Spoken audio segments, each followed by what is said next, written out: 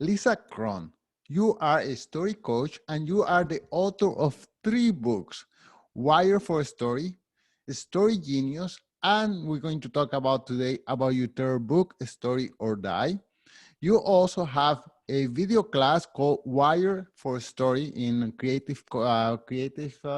forgot. Live, Yes, creative live. Creative Life. And you also have a video tutorial called Writing Fundamentals, the Craft of a Story. You have worked as a publishing agent and also a TV producer, and you are an instructor at the University of California in the Writers Program. And today we're here to talk about your latest book, Story or Die, How to Use Brain Science to Engage, Persuade, and Change Minds in Business and in Life. Lisa, thank you so much for being here. Thank you so much for having me. It's a pleasure. So it looks like you are a storyteller, but at the same time, it looks like you had a series of serious jobs. So I, I find that, They all revolve around story. right, right. Yes, and I have so many questions to ask you about that. I wonder if you could tell us how you got involved into this world of storytelling. I was just always interested ever since I was a little kid about, with story and stories. And I saw how stories could change the world because it felt like they were changing my life from the time I was very small. And I think I originally wanted to be a writer and I was drawn to publishing. And that was my first job out of college, was working in publishing. And after a while, I realized that I didn't want to become a writer per se of stories because I loved stories so much that I wanted to teach what stories really were and how to dive into a story and how to create a story, because I realized relatively early on and then over the course of my career that story and what grabs us and hooks us in a story is very different than what we've been taught. And that is what really fired me up. And luckily for me, at the time when I was sort of really realizing that, because at that time my job was to read and analyze stories to say whether or not they should either be published, or if an agent should take them on, or if we should take them on at the agency I worked for. Or for a long time I worked books to film to see if a book should be made into a movie, so that it wasn't just reading it to go yes or no, but I had to say why. And in having to say why, and reading a lot of stuff that, like, you guys out there, if you were reading it, you get like to page maybe 5 and go, yeah, okay, never mind. I had to read the whole thing and then say, if it didn't work, why didn't it? And what I realized was that the reasons why I had been taught stories worked or didn't work was completely wrong. That what pulled me in and what kept me and what made a story riveting was just completely different than anything I'd ever been taught in school or in college. And that's what sort of pulled me in and made me realize I want to change the world by helping people really understand what story is, because literally we're wired for story. I mean, that's the other place I was super lucky, is that when that happened, it was also at sort of the moment that brain science and neuroscience was really just becoming this exploding field. And so it went from, this is what I've realized in the thousands of manuscripts I've read, this is what I've realized we're looking for. It went from sort of my theory to, no, this is biology, which was like so thrilling. And then that's when I started really, writing the 3 books that I've written. And I've worked with writers, though, for decades, more decades than I want to admit to being alive, to tell you the truth. So you tell us that you were always interested in stories since you were a little girl. Was there a storyteller in your family? Was your grandpa sitting you down and telling you stories by the campfire or something of that nature? Something really funny. No one has ever asked me that question before. And often when I get asked a question I've never been asked before, like, my mind goes blank. But the truth is, my father was a really good storyteller. He actually was. I had never put those 2 things together. Thank you very much. We used to, when I was a kid, we'd go for like drives in the car. Like, that was the fun thing that we do in the evening. Yeah. And he would tell us stories about, he was old when I was born. So he had grown up in a farm in Iowa, and he was like the youngest of 7 children. And of course, you know, I was, of course, I'm saying as if you guys would know, but how would you?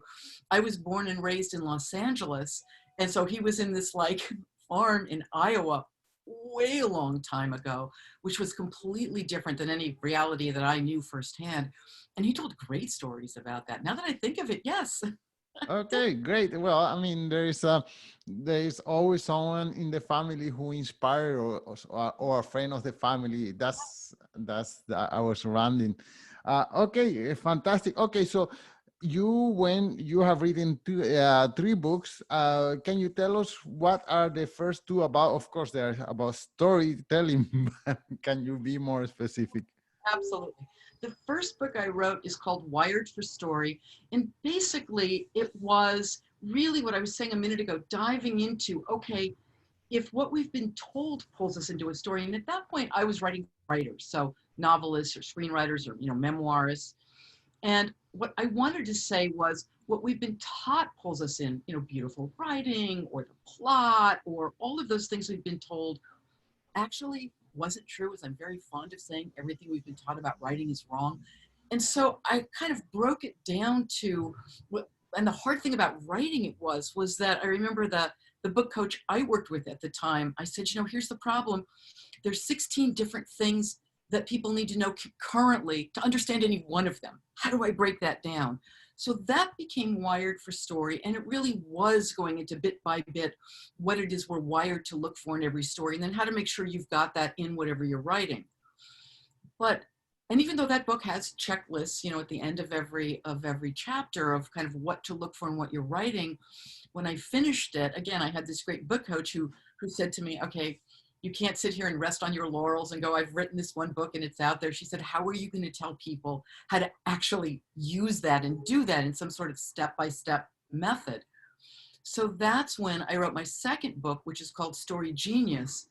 And that really is about a step-by-step way from the very beginning of having an idea of how to translate that into something that can then become, you know, a workable novel or memoir or screenplay. But again, it went really deeply into the brain science, because it's not just, like I said, my opinion about what hooks us. It's like, no, this is like neuroscience, what we're looking for. And the third book, this book that's coming out now, is for a different audience. Not that it's not for, that writers, you know, wouldn't like it as well, but it takes it one step further and really one step into what story really is, because we are wired for story. Story is built into the architecture of our brains. We think in story. We make sense of everything through narrative. You know, anything that we hear about, we translate into, okay, that is going to happen, boots on the ground, something specific will happen. It is going to affect me in some particular way. Is it going to help me? Or is it going to hurt me? That is really what we're wired to come for, and put that into some sort of narrative form. We think in narrative. And I really felt that at this moment where, and it's this moment is way more divisive than when I started to write the book. If there's one thing that I think we all agree on right now, and there's so much that we don't, obviously, because it is so divisive. Yeah, but if there's one thing that we all agree on, is that there's never been a more contentious time. It's never been harder to take people and to really try to, when you want to convince them or engage them or persuade them of anything that they don't already believe, if there's one thing that we know, it's that facts don't work. Facts tend to inflame, they make us angry. And I realized that because really, I mean, story itself, when it first came into being, there weren't novels, there wasn't, I mean, no television, no movies. We're talking about something that happened 100,000 years ago.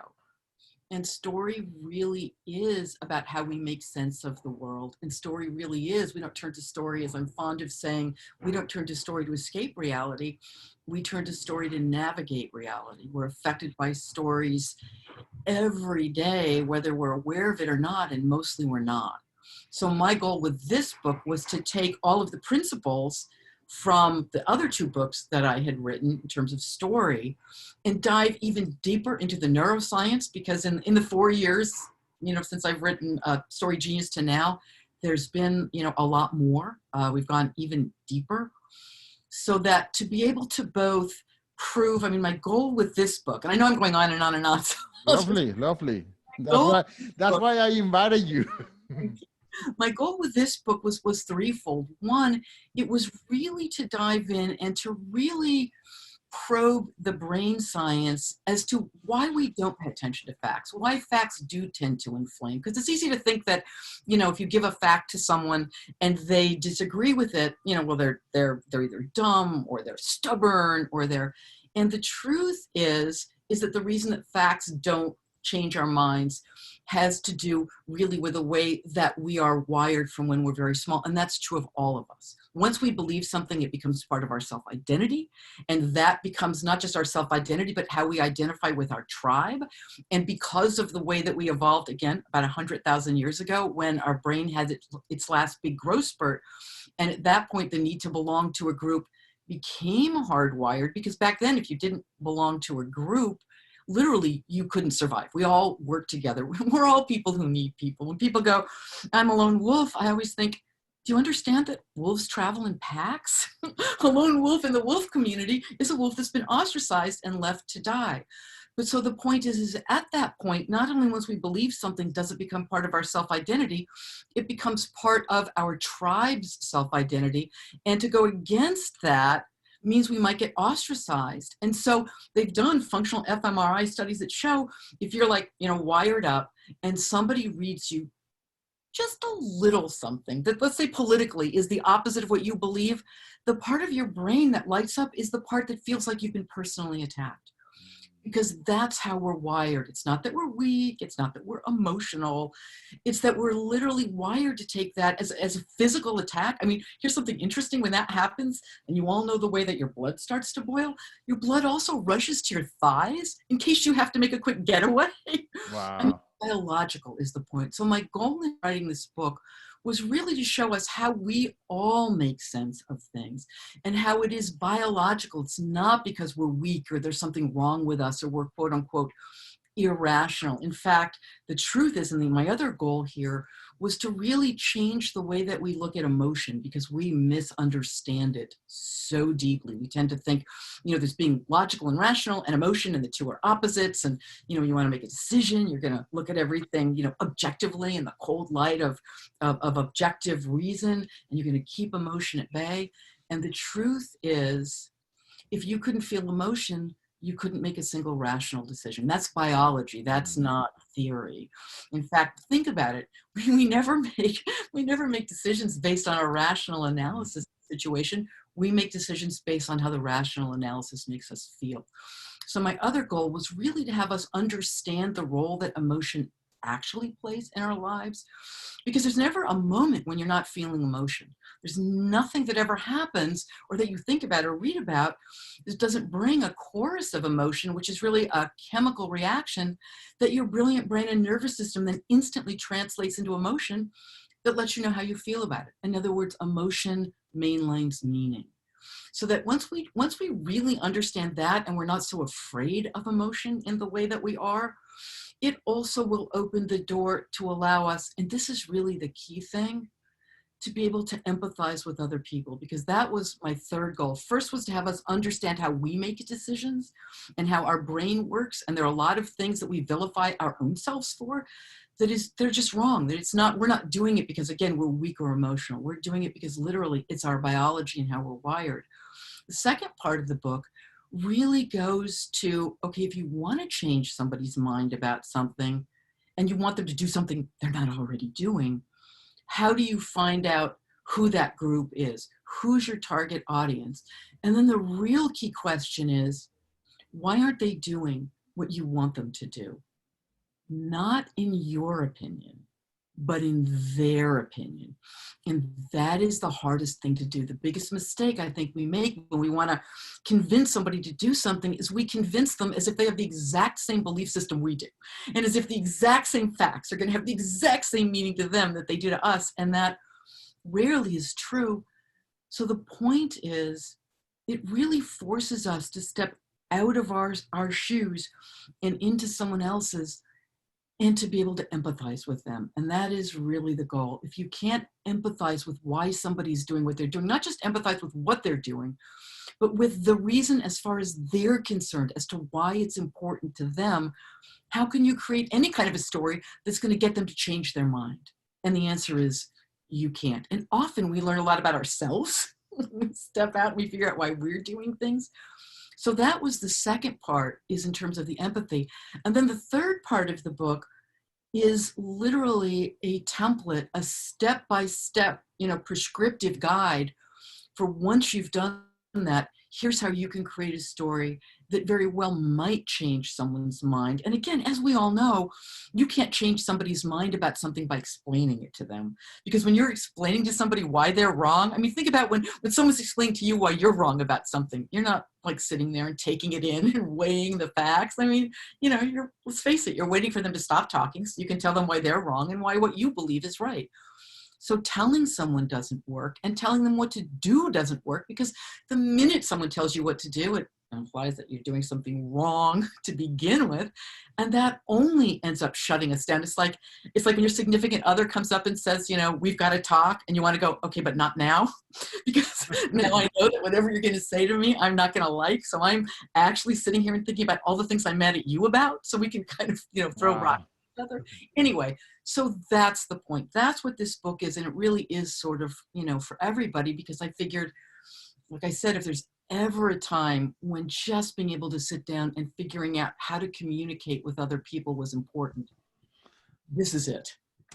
Do you think there are people who are intuitively good storytelling, like right from the start, and some people that have to work hard and learn all these tricks and techniques and read your book in order to be a good storyteller? It depends on what you're using story for. Absolutely, there are people who are just good story. They're just born that way, for sure. Most people are not. Most people really do need to relearn a lot, because what we've been taught a story is and what a story actually is are two completely different things. I think it's why the great Southern writer Flannery O'Connor once quipped in an interview. She said, "I find most people know what a story is until they sit down to tell one." So true, because we're wired to respond to story.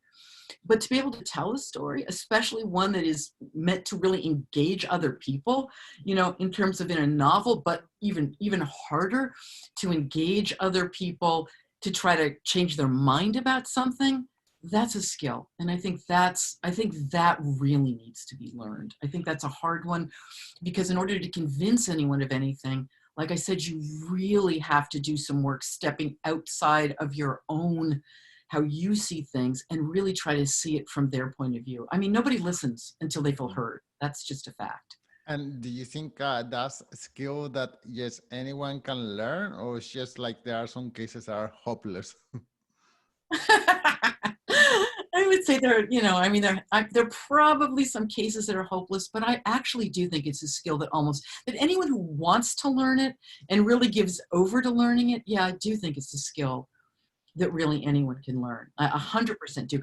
I mean, the difference, if I had to say, the difference between what we're taught a story is and what a story actually is we're taught a story is either about really nice writing, or, and this goes to whether you're telling a story to convince someone of something or writing a novel, we tend to think the story is about the plot, right? Stories about something that happens. And that just isn't true. The story is about an internal change inside the protagonist or whoever the story is about. The external story, here's what a story is, I'll just say in a nutshell. The story is about how an unavoidable problem forces somebody to change internally, an internal belief, in order to solve that problem. That's what a story is about. A story is about changing internally a belief. And that's, I think, one of the problems that people who are using story to try to, convince someone of something, and they're telling perhaps a story about themselves, is that they're afraid to be vulnerable. They're afraid to really show that there was something that they didn't know, and that they were in a mess, and that they had to reevaluate something in order to be able to solve the problem. Because that's what makes us feel vulnerable. But vulnerable is what connects us to other people. It's funny, in the writing world, they'll go, I want to make my character likable. And likable can easily be translated to, in polite society, they would never do anything untoward or anything that would annoy anybody else or anything, which of course, and they're perfect on that level. And when you think about it, when you meet someone like that, they're not likable at all. No, no, no, no, Chances no. are you're not gonna like them, because the truth is nobody's like that. What makes a character or a person likable is that I've heard people say it's that they're relatable, which is true, but what does that mean, relatable? Relatable means vulnerable. They've got to be vulnerable. You've got to admit there's something you don't know, there's something you're not sure about. Because let's face it, all of us are feeling that way almost all the time. I had this one student at UCLA, and she once said, I know on the outside, I look really put together. And she really did. She said, I know on the outside, I look really put together, but inside, I'm a raging mess, and I'm trying to keep all of you from seeing it. That's what story's always about, that raging mess that we're trying to keep other people from seeing. That's what we want to know about. Well, the title of your book, the subtitle is a part of it. It's Persuade and Change Mind in Business and in Life. And I have this theory that storytelling is a billion-dollar skill. And let me explain. So we have from our array of billionaires, let's say we have Elon Musk, we have Jeff Bezos, we have the passed away Steve Jobs, and all of them, they got there because they were able to tell a story. For example, Elon Musk says, oh, I blew up 3 rockets, but I need another $1 billion to send another rocket to space. Who is gonna give me some money? So he had to have some, at this time he's broke, but he has his storytelling skills in order to get more money. And we have Jeff Bezos saying, oh, we have lost money for the past 10 years, but I need you to believe in me and my story in order to see this company succeed. And there we go. Now Amazon is a multi-billion-dollar company, and so on and so forth. So I have this belief that the skill of storytelling is just on the billions of dollars if we could master it, if we have a clear vision, and if we have the belief in ourselves as well. That's absolutely true. I mean, it is having a clear vision.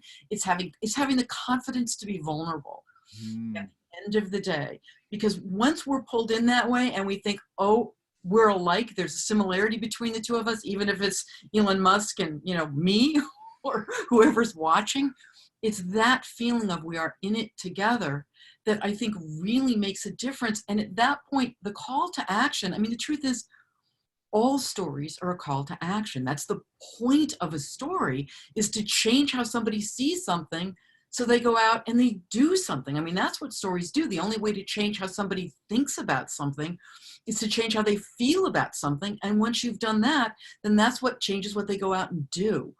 And if you do it right, that call to action, again, it's not something you have to tell them to do. It's something that now they want to do because they've realized that it's going to help them become, and I don't like using this phrase because it's like so overused and hackneyed at this point, but their most authentic self. I mean, it really comes down to, why is what you're asking this person to do, why does it matter to them? How is it going to help them become more actualized in a way that they want to become more actualized? And how is what they're already doing, this belief that you want to counter, how is that actually, it's what I call a misbelief, something that, and we all have misbeliefs. The truth is we all have them. And there's something that tend to come in like relatively early in life, usually about human nature, that we think is something that's very true and is helping us, but actually often it's hurting us. And so the story shows us that it's hurting us because in order to solve whatever this problem is, we're smacking up against it. And that way, the character realizes it in service of the story, as opposed to you saying to them, you believe this thing and it's really not true. I mean, let's face it, that never goes over well. In fact, it often causes people to double down on what they already believe. That's called the boomerang effect. If you give someone a fact or a reason why what they already believe isn't true, a fact or reason they've never heard before, they're going to think about it for a minute and then come up with another reason that they never heard before to argue with you. Facts don't work. They just don't work. Right. So the part three of your book, step-by-step process of creating a story. Is there a special structure to create a story? Step one, two, and three, and here's my story that we should follow. I mean, yes and no. The Mm. simplest thing I've got, because in the book, in the end, it really does come down to, finding the internal conflict, being very specific, having it build, if then therefore, coming up to an aha moment that is earned at the end, meaning the moment that your protagonist, your main character's misbelief gets seen for what it is, which is wrong. But if I had to break it down to something even simpler than that, and this is something I do talk about in the book, it often is figuring out what that misbelief is. What is the key reason that your target audience isn't doing what you already want them to do? As far as they're concerned, this is not why you think they aren't doing it, but this is why they would say they're not doing it, which gets down to what they're already doing means to them. Because when you ask somebody to make a change, it's never in an emotional vacuum. It's not like, okay, I'll take X for Y. If they're doing X, they have a reason for why it means something, right? Remember, emotion, they've got a feeling about it. So you have to figure out, is this, something that you can actually get them not to do? But if so, you think of, what's the misbelief? What is the reason why they don't want to do what you're already doing that you can now counter? So what misbelief do they have? Then the next part is the truth. How are you going to show them what the truth is? What is the truth? What counteracts that? Once you've got that, then, and again, you're showing them, so they're experiencing it. You're not telling them, you're not giving them a graph, you're not telling them why, you're allowing them to experience the truth, which leads to a realization, meaning, wait a minute, now I see that what I thought wasn't true. Now I realize this other thing is true. And at that point, to some degree, their worldview shifts. And that leads to a transformation, meaning then they're going to take it and they're going to put it into action. And those are the sort of the four things that you can think of. But all of it involves, as I discussed in that latter part of the book, which is hard to bring down to a very simple template to talk about in like a minute, but it comes down to that internal struggle. If I leave you with nothing else, it's that the real struggle in a story isn't an external struggle of what they're trying to do. It's an internal struggle of what they should do, what they believe the right thing is, based on what you're going to show them the actual right thing is. It's an internal struggle. Struggle and conflict in a story is internal, not external. Wow, that's super interesting. Are there any difference in the way we structure a story? Let's say either we want to tell a story for political reasons, or for business reasons, or for seduction, or for entertainment. Are they all the same structure, or we structure them different depending on our audience? Story is story, regardless the format, regardless the genre. It is all the same. Story is a story is same if you're doing a tweet to to War and Peace. It's always the same, because again, it's wired into the brain. It's not, story isn't something we invented or made up. Story is something that we discovered, and this is the way that it works. And that's what I love about brain science, is that it really is really taking us much more deeply into it. If we have a second, I'll tell you about one study that I was just reading Please, about. please, please, please, please. I mentioned in the book that I thought was fascinating, and it was a study done by a professor named Stephen Brown out of McMaster University in Hamilton in Canada. And he wanted to see, when we're pulled into a story, what's the first part of the brain that lights up? Like, what are we looking for instantly? So he did, he had students, because it's always with the students, and whatever it is, that one of these days I have to find out, like, do they wire them up when they do an fMRI, or however they do that? And then he said, I mean, this wasn't like, reading them a novel or watching some movie, but he read them simple headlines like, surgeon finds scissors in patient, or fisherman saves boy from freezing lake. And the goal was to see what part of the brain was going to light up and what he thought was going to happen. Because he says this, like, literally in the scholarly paper, he says this, and then also in an article that in Science Daily that he said he thought he was going to find what Aristotle said, because Aristotle, he was a smart guy, and Aristotle said plot first, character second, right? We're going to be pulled in by the plot, by the stuff happening, and then we can talk about the characters. And he found the exact opposite. And here's the point.